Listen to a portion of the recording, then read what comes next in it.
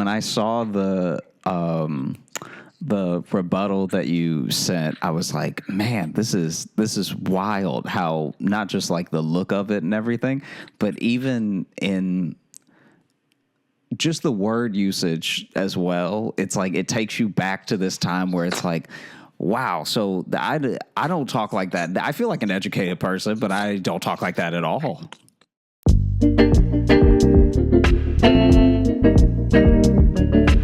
Run, Mary, run. Run, Martha, run. Run, Mary, run. I say, you've got a right to the tree of life. You've got a right to the tree of life, yeah.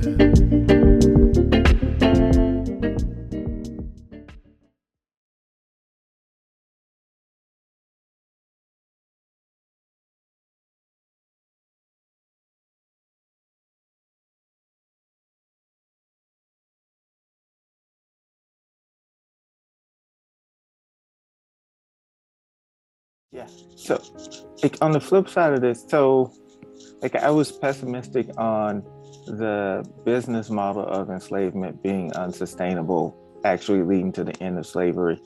And part of that is because people of the founding generation, so Jefferson and them, like thought that because of the crops they were growing and because the land was sort of petering out because of the global economics, they had a reasonable expectation that enslavement would no longer be as profitable. It turned out not to be true. Folks later in the century, like Frederick Douglass, William Wilson, James McCune Smith, Francis Harper, they're arguing that enslavement isn't going to be sustainable, but they're not looking at the world economy. They're looking at what enslaved people themselves are doing. So Douglass is looking at Haitian Revolution. He's looking at rebellions in Jamaica. He's looking at Nat Turner. He's looking at the number of people who are escaping. And he's like, essentially, if I were going to paraphrase Douglass, it's like whether or not enslavement itself is profitable economically, we're talking about people, and those people are going to make it unsustainable for you in the long run. Like through rebellion, through historian Stephanie Camp talks about the many little resistances. So not running away, not killing someone, but just being slow. Like I am going to slow walk down this sort of row. I'm going to bring this water to you slowly. I am going to get drunk so that I'm not really available to work. Like all of the little things enslaved people did. And so folks like Douglass, who was there, will point to that and say, yeah, no matter how profitable this is, actually enslaved people will eventually make this so expensive, not just in terms of the economy, but in terms of like the upkeep, the having to constantly ratchet up the violence of the upkeep, that this thing is going to implode. Yeah, I mean, yeah, and even if you even have the money, and you buy more slaves, now you've purchased your own uprising. Like that you can't be that outnumbered. You know what I mean? That was the fear. Yeah. And I think that in one way where I think the difference is that in one way where you're scared after the end of slavery that something's going to happen or something's going to happen if you end slavery, I think that it's a very present and fair assessment to be like, guys, it's the same thing that happened with like Spartacus in a sense, where, you had these people that you were keeping, that you were enslaving, right? But you're also teaching them how to fight every day, and they're working out all day. And then it just took like a couple different times in Roman history for people like, we know how to fight, right? Yeah. Do they know how to fight? Nah. Oh, why are we letting them? And then all of a sudden you have an uprising, little pockets everywhere. You know what I mean? Yeah. So have you ever run across David Walker's Appeal? No. Oh, cool. Like one of the things, like I read 19th century stuff professionally. And one of the conversations I have with my wife is like, for everything that happens, I'm like, yeah, somebody in 1820 said that. Mm-hmm. It becomes a running bit. But one of my favorite documents is David Walker's Appeal, to the colored citizens of the world. And he publishes this out of Boston in 1829. Walker's born free black man, um, moves to Boston, operates a used clothes store. He's sort of an activist. He's an agent for Freedom's Journal, which is first black edited newspaper published in 1827. And he's sort of looking at the landscape of enslavement and sort of the way that precisely what you said, the growing population of enslaved people. And for most of the history of the United States, like African Americans outnumbered white people in the South until the 20s and 30s, 1920s and 30s, right? And so Walker publishes this appeal, and he does it in 4 articles. And part of what he sort of argues in the appeal is like, look, like we are in the most degraded state in the world, right? Because of enslavement. And slavery in the United States is the worst system of slavery that has ever existed in history. And he talks about Rome, he talks about Greece, he goes to the Bible. He's like, this is the absolute worst. And on top of that, God don't like it. And so if you just, decide that you don't want to do this anymore, you don't want to be enslaved anymore, and you attempt to escape, and you attempt to escape through violence if necessary, God has your back, but you need to make the first step yourself, right? Because I just can't shake the feeling that, without the war, people wouldn't have come to these conclusions a bit more rapidly and out of necessity. Because now, if it's finally illegal for you to enslave someone and you have to figure out a different way to make money, different way to make a livelihood, you're going to do that at a much faster pace than you will if you have to think about it and have to get to it eventually, And I think that the amendment is an example of that, is an example of how even all the way down the line, there's still a little caveat in there, just slipped in, just wedged in a little bit. Clause. Yeah. And one of my favorite moments in the appeal, is when he's quoting directly from the Declaration of Independence. You see we hold these truths to be self-evident bit? Let me see. It's like the pointing finger and... Oh, yeah, I see the point. Yeah. Yeah. All right, cool.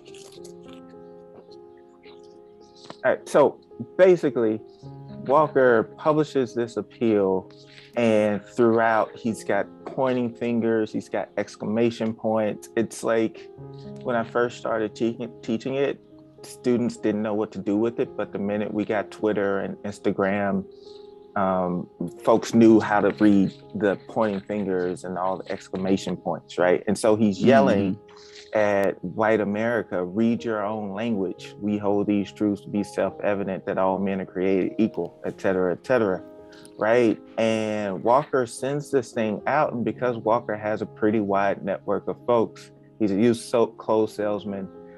He's in Boston, major port city, so he's got contacts with black sailors, white sailors, newspaper people. This thing reaches as far south as Georgia and Florida within a matter of months, and it freaks the Southerners out. They start passing anti-literacy laws. They say anybody caught with incendiary material can be jailed or threatened with death. They put a hit out on Walker's head. All kinds of things, because Walker's language, this language of you enslaved people have power, you enslaved people are citizens with rights, and not just sort of natural rights, as in you have a natural right to own yourself and to resist enslavement, but also a right from God to resist enslavement with violence if necessary, right? That sensibility nearly started a civil war, because Georgia started quarantining black sailors out of fear that they'd have this pamphlet on them. And then Massachusetts went and sued Georgia because Massachusetts didn't want its black citizens being held. And so there was a sense among a good number of people that if the conditions were right, this thing could go sideways real fast. This happens with the Nat Turner insurrection in 1831. There's a big scare in Tennessee in the Cumberland River Valley, which was both farm country but also steel mills. In 1856, there was a mass conspiracy that was supposedly uncovered, and hundreds of people were tortured as a result. So people knew that they were sitting on top of a sort of volcano. We have this copy of Walker's Appeal here at Cornell, and it was owned by Samuel J. May, who was a major funder activist in upstate New York. This is from Walker's third edition. And so we have this in our collections, and you can find copies of Walker's Appeal places like Harvard, University of Virginia, and people held on to this document like as a very sort of important touchstone, like what it means to address enslaved people as not sort of objects of sympathy, but people who can like work on their own behalf. Frances Harper, who is Black activist, she was a poet, novelist, speechwriter, suffragist. If she were living today, she'd be something like Beyonce because she hit all of the media, right? She's writing letters to William Still. She'd write in one breath about sort of the first Black Secretary of State and the hope she has for that. She traveled across the South through Alabama, Georgia, South Carolina. She's doing classes in small little houses. She's also writing back complaining that these people don't have windows. They just have a hole in the wall and don't have beds. And I don't know if I'm going to get paid, but she's happy to do the work, right? She's writing hopefully about that. And then the very next town, she's writing about Black men who were jailed and then lynched for supposedly being disrespectful to a white man. And then on the next page, she's writing about Black communities who are like seizing their former enslavers' plantation and then supporting their former enslavers by working on that plantation and breaking them off sort of a little money. Right? So it's like this kind of, it's almost whiplash, emotional whiplash is how I describe reading these writers in Reconstruction real time. Mm-hmm. There's like in Frederick Douglass's paper in the 1850s, there's a whole collection of Black writers who are using pseudonyms, sort of like Twitter handles. So it's not like they're anonymous. People know that Wilson is Ethiop. People know that James McCune Smith, first African-American to get a medical degree, University of Glasgow, owned a pharmacy in Manhattan. He wrote as Communipaw, like Communipaw, New Jersey. People knew he was James McCune Smith, and they knew that because Frederick Douglass, as editor, says in the newspaper, William J. Wilson is writing as Ethiop, and James McCune Smith is writing as Communipaw. So there's a whole group of people, Ethiop, Communipaw, Fannie Homewood, Observer, Cosmopolite. They had names like this, and they're writing to each other about stuff in Douglass's paper. They go into the opera together and they write about themselves and their pseudonyms. They go see the Black Swan thing. Wilson walks down the streets of Brooklyn and it's like, yeah, here's a Black business here. Here's a Black business there. By the way, that's my wife's business. Stop by. Come to Brooklyn. Don't worry about being in Manhattan. Get out of the city. We've got land here. And meanwhile, James McCune Smith is writing about his travels to Glasgow. He's writing about a man responsible for burying people in the graveyard, but who, instead of burying them in separate graves, is sort of stacking them up and reselling the plots. Oh, what a hustle. That is insane. So it's like, and so it's not just, abolitionist stuff, activist stuff. They're having a good time in the pages of this newspaper, joking on each other, talking about life stuff. Yeah, well, I think that's the thing that's sometimes missing in a lot of stories Black activism, or when Black activism is brought up in general, is just every person that engages in it is treated as one thing, and it's like one very sombering, like here's the Oscar-winning Color Purple story of their life, and then that's all they were. It's like these people were funny, they were brilliant, they were well-traveled, they were well-read, and so it is nice when you can read things that show the whole of the person, as opposed to just like, we gotta do the thing and we're gonna keep doing it and we're gonna do it till we die and we're gonna keep fighting. And it's like, as important as all of it is, and as much as it's sort of the shoulders that we're standing on to get where we are now, that's also just one aspect of their entire personality and their life's legacy. Like if you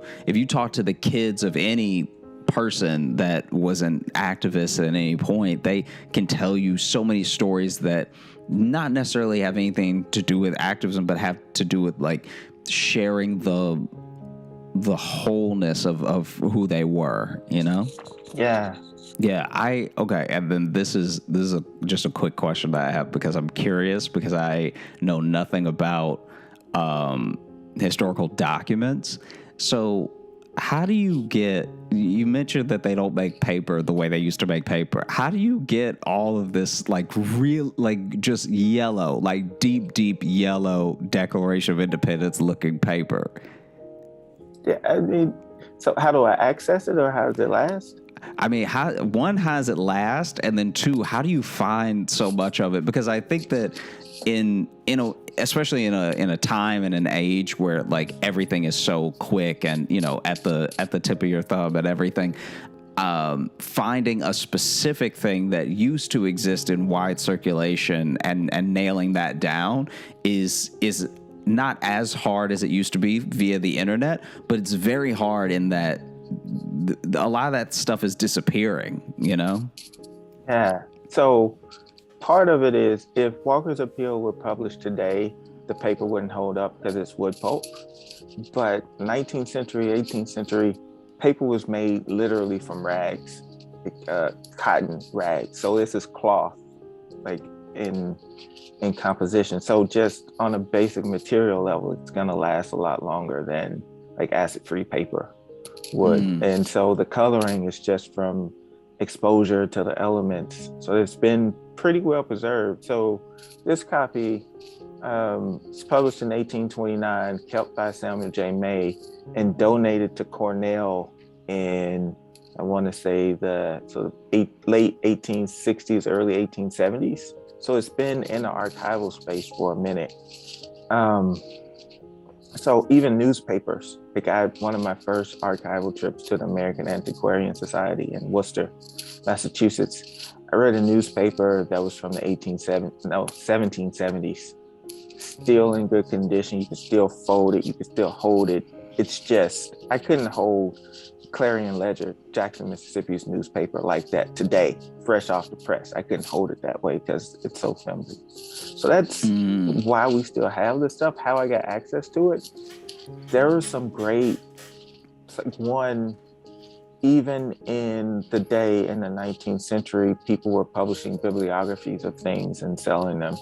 But in the 20th century, we had some really great Black bibliographers like Dorothy Porter Wesley, who published, you see, one of the benefits of doing this at home with my bookshelf, I can actually pull the book off. Right? A good bit of what I got is from Dorothy Porter's early Negro writing. She was a librarian at Howard University, created the Moreland Spingarn Research Center, which is one of the best repositories of Black writing in the world. So folks like her catalog these things, folks like her preserve them in places like Howard, Cornell, Antiquarian Society. So that's how I got access. I encountered Walker's Appeal in undergrad, trying to figure out what's up with this man who uses like literally 5 exclamation points in a sentence. Yeah. With all caps. Some things I encountered by reading people like Porter some things like you encounter because you go to an archive like the Antiquarian Society or the Library Company of Philadelphia, which are all free. All you have to do is register, get there and register. And there's an archivist who's like, oh, you're interested in Black people in sort of the 1840s and 50s. Let me show you this cool thing. And he just pulls a binder full of images under his desk and just plops them down in front of you, like, here. So there are people like archivists who have been working with these things for years, who are just more than happy for someone to come in and say, I am interested in learning more, reading more about this.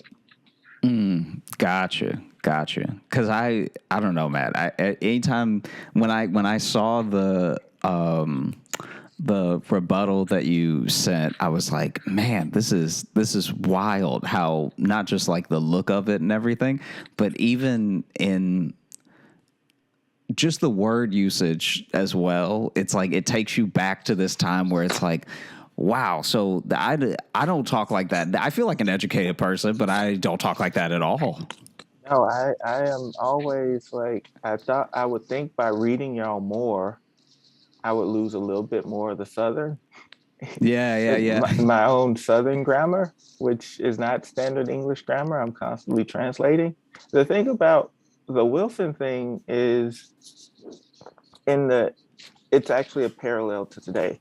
Like after the Civil Rights Acts were passed in the 1960s, there was this kind of reckoning with race, and the general public wanted to know more about the Negro and the Negro problem because, apparently it hadn't been a problem until post Civil Rights era. And so you get like the New York Times and the Arno Press published like that magazine, the Anglo-African magazine, is published in a volume that was just on the library bookshelf sitting there.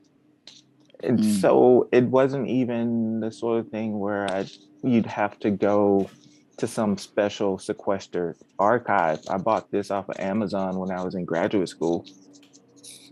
Oh, so yeah, you didn't even have to like national treasure it. It was there. It was on the bookshelf, like black and white spine. What is this thing? Open it up. What shall we do with the white people? How have I never encountered this thing before in life?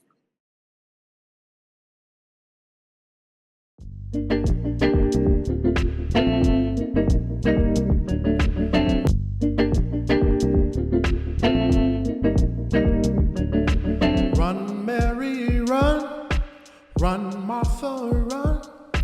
Run, Mary, run, I say. You've got a right to the tree of life. You've got a right to the tree of life, yeah.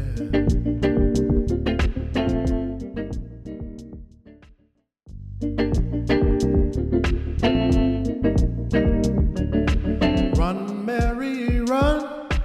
Run, Martha, run. Run, Mary, run, I say. You've got a right to the tree of life. You've got a right to the tree of life, yeah.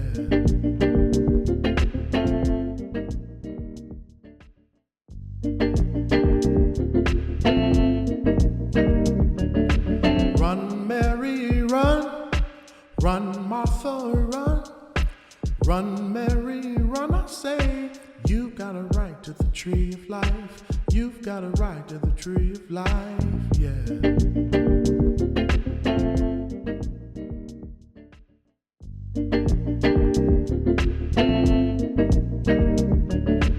Run, Mary, run.